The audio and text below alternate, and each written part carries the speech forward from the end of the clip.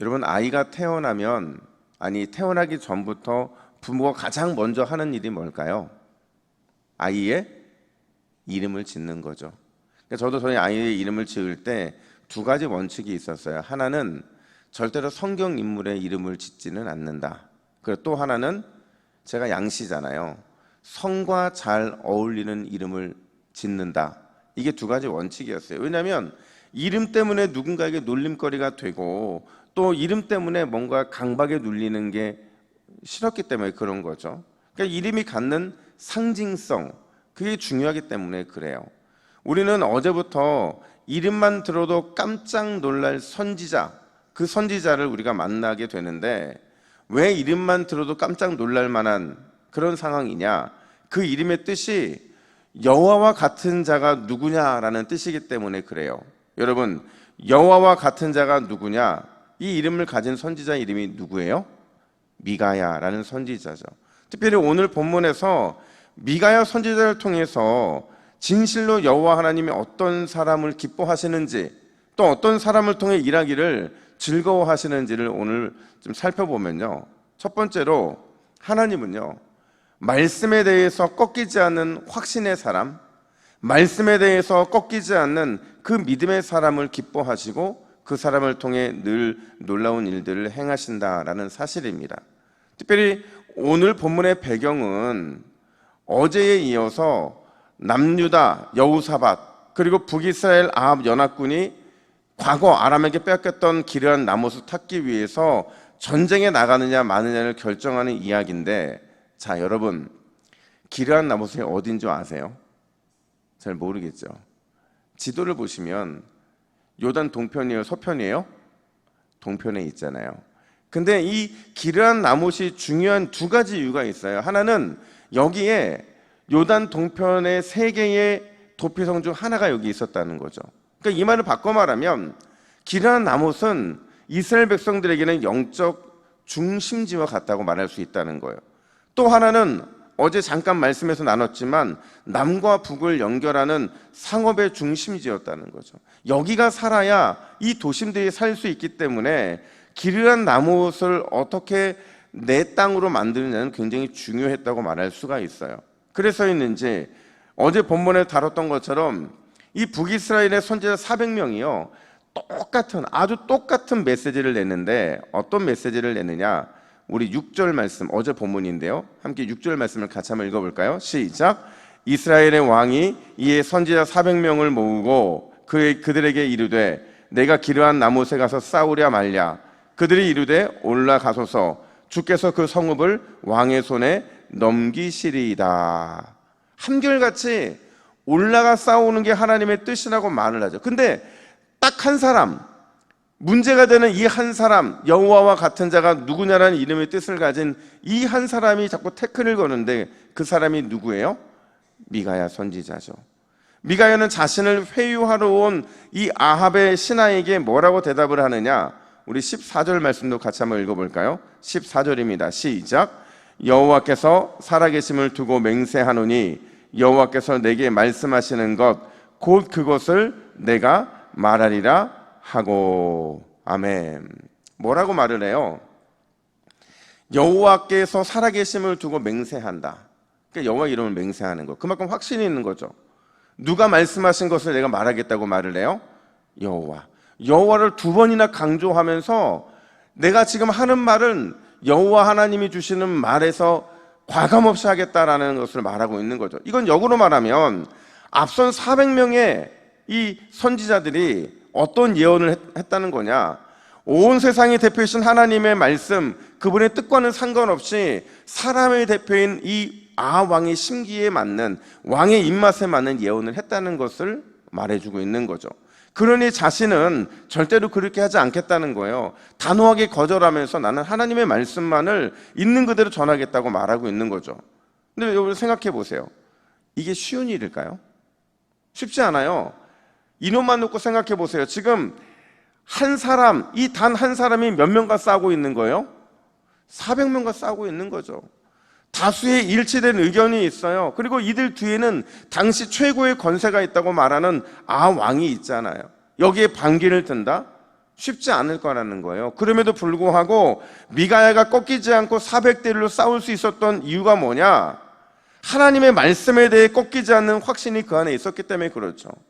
하나님의 말씀에 대해서 꺾이지 않는 믿음을 가졌기 때문에 그는 물러설 수가 없었던 거예요. 자 보세요. 그가 얼마나 확신 있게 믿음으로 하나님의 말씀을 붙잡냐면 15절 하반절에서 전쟁에 나가는 이 아합 왕을 위해 뭐라고 조롱을 하느냐?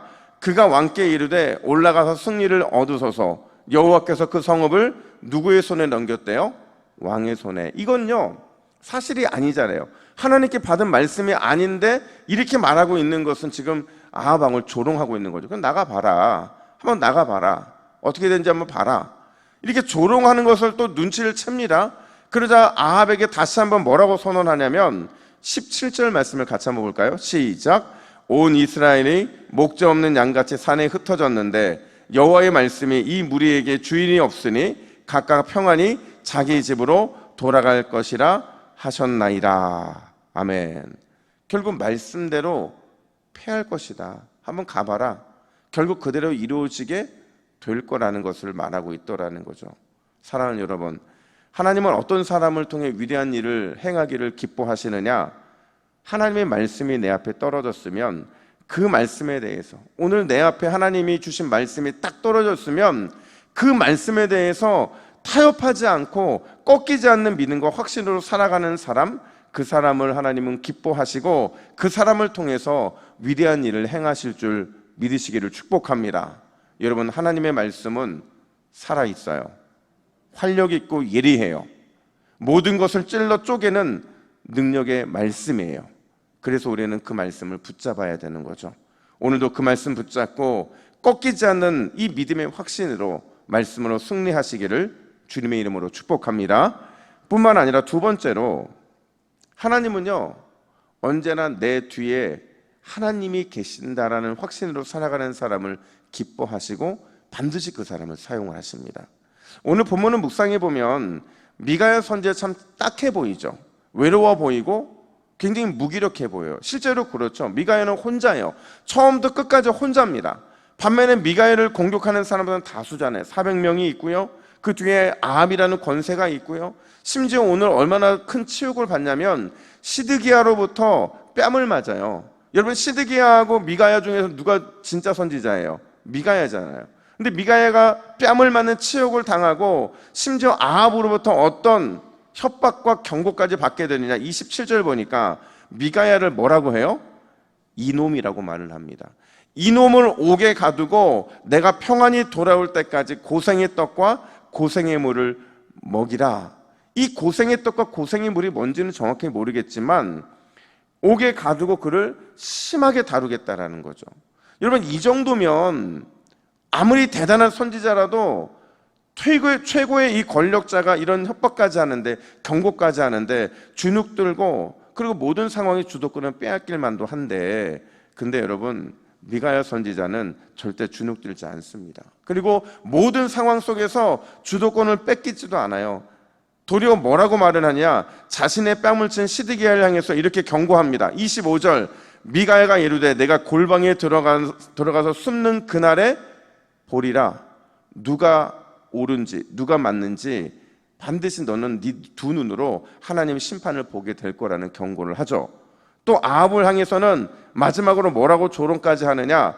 28절 말씀 우리 함께 읽습니다. 시작. 왕이 참으로 평안히 돌아오게 될진대 여호와께서 나를 통하여 말씀하지 아니하셨으리이다. 무슨 말이냐면 역설이죠. 이것도 왕은 절대로 돌아오지 못하겠고 전쟁터에서 죽게 될 것이라는 거예요. 그리고 이 말씀은 우리가 내일 살펴보겠지만 정확하게 맞아 떨어지더라는 거죠. 여러분, 무엇이 미가야를 이렇게 담대하게 만든 걸까요? 자기를 협박하고 핍박하고 자기를 심한 공포로 떨게 만드는 바로 이 상황에서 무엇이 미가야로 하여금 더욱 확신 있고 모든 주도권을 갖고 말할 수 있게 했느냐? 바로 내 뒤에 하나님이 계신다. 지금 미가야는 끊임없이 하나님께서 주신 말씀을 전하고 과감없이 전하면서도 이 모든 일들에 대해서 그 뒤에서 역사하시는, 아니 내 뒤에서 역사하시는 그 하나님의 확신 가운데 주눅들지 않더라는 거죠. 여러분, 비록 하나님은 눈에 보이지 않지만 언제나 저와 여러분 뒤에 있는 줄 믿으시기를 축복합니다. 이마누엘로 함께 하심으로 어디서든 무엇을 하든 우리 편이 되어 주시는 줄로 믿습니다. 오늘 우리가 가져야 될 믿음이 바로 이거죠. 오늘도 미가와 같이 이 담대함으로 이 믿음 갖고 세상에 나가 백전백승하시기를 주님의 이름으로 축복합니다. 우리 화면을 보시고 함께 기도의 제목을 같이 읽습니다. 시작. 주여, 오늘도 말씀에 대해 꺾이지 않는 믿음으로 승리케 하옵소서. 내 뒤에 하나님이 계심을 잊지 않게 하옵소서. 아멘. 함께 기도하겠습니다. 하나님 아버지, 오늘도 우리에게 믿음을 주옵소서.